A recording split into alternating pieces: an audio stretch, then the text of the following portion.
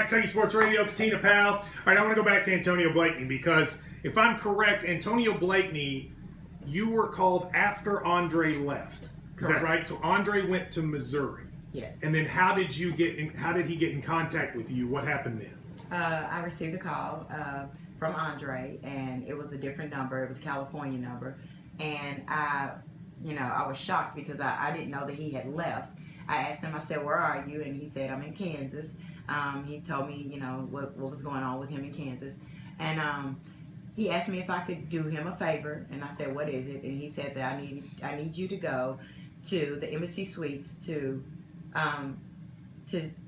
for a recruit, Antonio Blakeney, and his guardian. And that's what I was told. And now, he wasn't at Missouri.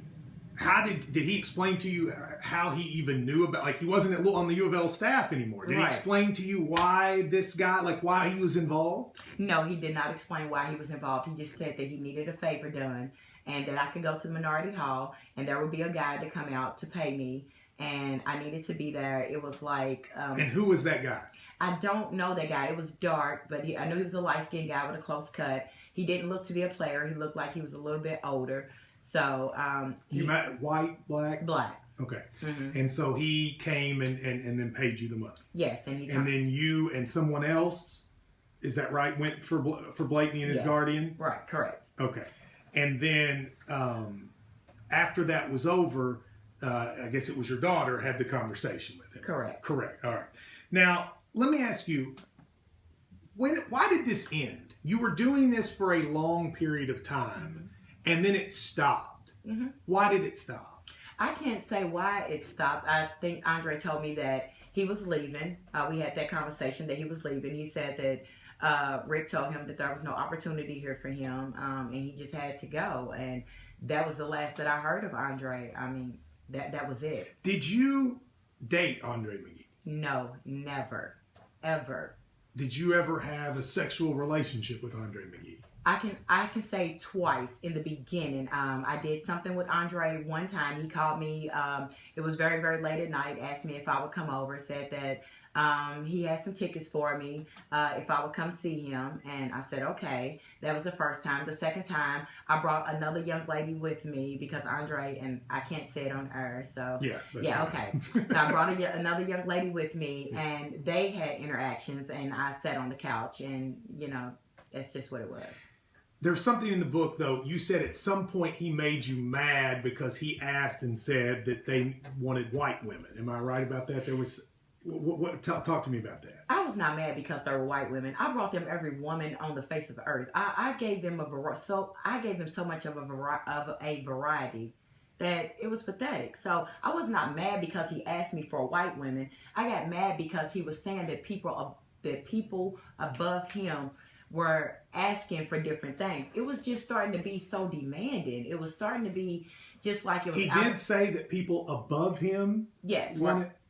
Yeah. Do you have that message? I mean, when you say he said that, did he say that on the phone? Yes. Did he? So you don't have a text message? I don't think I do. Okay, go ahead. I'm sorry. Yes, he said that they were asking for different girls. Like I said, they wanted white girls and they wanted just different type of girls that I felt like I've brought you all the best of the best. You've probably never seen one girl twice. So I didn't understand why all these demands were starting to come down. So did your all's relationship fizzle at some point? You and Andre? No, Andre and I are still friends. All right. Well, you still friends now? Well, no. I was about to say. All right. Let me ask you this. Why come forward with all this? I mean, people ask me that question. Well, it's a valid question. Yeah, and it is, and I appreciate that question. Why come forward? I just, I had a lot of people that, that told me that, you should write a book. You should write a book. I said that if I wrote this book, that I would stop all other activities, escorting, So you don't escort anymore? No. You don't dance anymore? No, I do not. Okay. No. What do you do for income? I manage. Okay. So you don't want to say? No. All right. Let me go back though. Why tell on? I mean, there's a part of people that would say, Okay, this all happened, but why? I mean, I didn't tell on anybody. well, why'd write the book? Because it was my story. It was events that happened in my life, and I wanted to write a book about the events that happened in my life, and it just so happened the U of L happened to be part of the Do you events. feel like naming names, though, is kind of a low blow? If I hadn't have named names, would it still have Would anybody have cared? Yeah. Is that what you mean? Right. So there's a part of this, then, that is definitely for attention, right? For attention? No. I mean, you want people to read your story. Of course. I want people to read my story, but for attention, I never asked. So is it, would you say then, if it's not for attention, for money? I can say that part of it was for money. Okay. Yes. Do you feel bad? I mean, if Andre was your friend, this has essentially ruined his career. Andre was a partner. He was a business partner. Okay. I did what I did for Well, you said a minute ago he's your friend. Well, I mean, he was a business partner, but we were friends in the realm of business? Exactly. We weren't friends that went out. We didn't date. We didn't sit and, have tea. We didn't do any of that. He called, I delivered, and that's exactly what it was.